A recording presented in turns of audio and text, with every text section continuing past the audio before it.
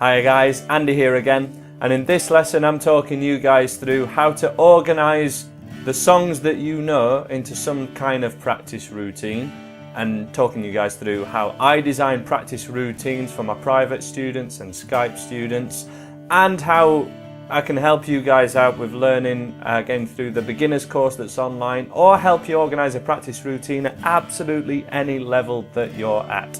So there's when it comes to practicing, sometimes people can feel a little bit lost. Now, there are two common scenarios that I see day in, day out with my private students and online students as to why people feel lost. So if you're right at the beginning of my beginner's course, or you're just starting out on your guitar journey, you can kind of be thinking, how many songs do I need to learn before I can move forward? And do I need to master everything that I take on before moving forward? Be it kind of all the chords that you should know, or be it just one song that you're trying to learn. Should I master that one song all the way through along to the record, which is what I recommend all the time? Should I do that for every song that I learn going forward? Or if you already know a whole bunch of songs, and maybe you're at quite a high level on guitar, but you just know all of these things, how can you possibly maintain, say, 20 or 30 songs?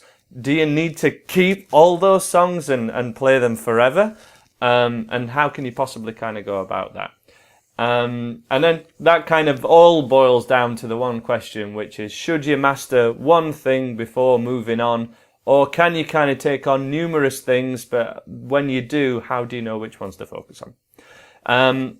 To help you guys out with that, what I've done is I'm going to show you guys a recommended practice routine for one of my students called Chris, who's been taking Skype lessons for about 6 months now.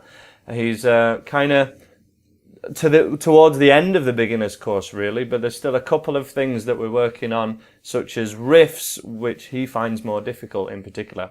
And I'm going to show you how I've structured his practice routine, and then give you a practice routine blueprint, which is kind of appropriate for anyone at any level. And I'm going to talk about how I've kind of broken it down. So the big thing I definitely want to get across to you guys is you should not take on any more than 10 songs that you're going to continue to maintain and keep playing day after day, time after time, practice time after practice time. If you have more than 10 songs, it's going to be impossible to maintain or get through them all, basically. So you need to pick and choose. But those 10 songs should showcase the range of your guitar playing. So that means that some of those songs, say 2, 3 or 4, might be quite easy for you. And they might be, say, if you're at level 5 of my beginner's course, some of those songs might still be from level 2. But you have to be quite savvy as to which ones you keep and which ones you're going to let go, which ones have kind of served their purpose. So there are certain songs from my beginner's course, or any songs that you will have learnt, or riffs that you have learnt, which work on multiple things just in one, say, riff, or one chord sequence. So songs such as, from, say, level 2 of my beginner's course, Chasing Cars and I Can't Explain, have all 3 chords at that level, E, A and D, but also work on speed of chord changes with a higher level strumming pattern or a higher level riff, and are still going to be good ones to keep even if you're working on, say, your E minor pentatonic scale right towards the end of the beginner's course, okay? So you still want to keep certain ones, especially if you can play them along to the record and it's sounding good and you can get along to the end of the record and you enjoy them. You need to keep exercising that skill of playing things correctly. Otherwise, if everything that you take on, say you choose 10 songs, but they're all the absolute hardest 10 songs and they're all right at the edge of what you're physically kind of capable of at the moment, then you're practicing kind of everything being done a little bit slowly, and you're practicing things that aren't quite developed yet, techniques that aren't quite developed yet.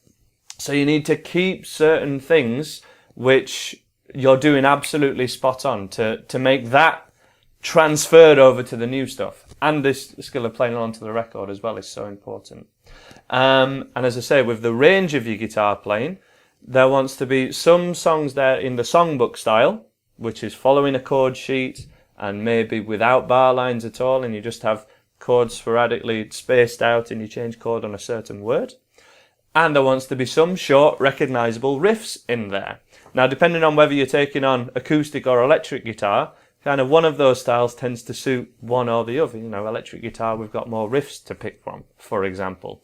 But you still want to showcase that range, just so that you're not only improving, say, just your riffs or just your songbook songs. We need both to go up together to get full benefit of this course. So let me show you, I've got Chris's permission to show you this practice routine that we picked out for him last time. So you can see that we've got 10 songs written, but I've split them up into 3 categories. Songs at a performance standard, which Chris is very confident with, and these were the ones that he can play most of the way through and take on towards the record. Maybe they just need a little bit of polish with them, you know, a couple of the changes aren't as solid as they could be, but he can do a good job of them. And then the other songs from his repertoire we split into just trying to showcase this range. So single note playing is something that he particularly struggles with. So I've made sure that I've included the E minor pentatonic scale, which you should cycle 4 times to make sure that you can play properly. Seven Nation Army and Misty Mountain Hop. Just a couple of single note electric guitar riffs that are short, repetitive, recognisable, and with a little bit of practice, he will be able to get them along to the song. It's just a case of learning the structure of the song and making sure that he can hear the riff in the song so that he can play along to it. And then the songbook songs at the end are 3 songs which are quite at the highest level compared to some of the other songs. These are sort of level 7, level 8 songs, most of them really. And we've included them there to round his repertoire up to 10 songs. The one that I added to his practice routine was Can't Explain by The Who, which he hadn't learnt from just taking the online course, just from, you know, picking whichever songs he wanted from the list of songs that are on my website.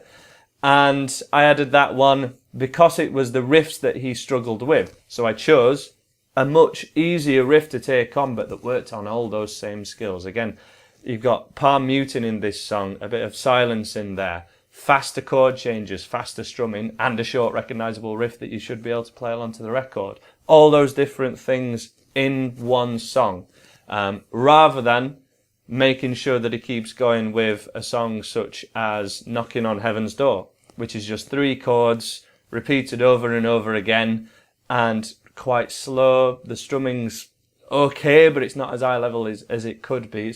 It's not as challenging for the same short amount of time. You'll get more benefit from that one, in my opinion.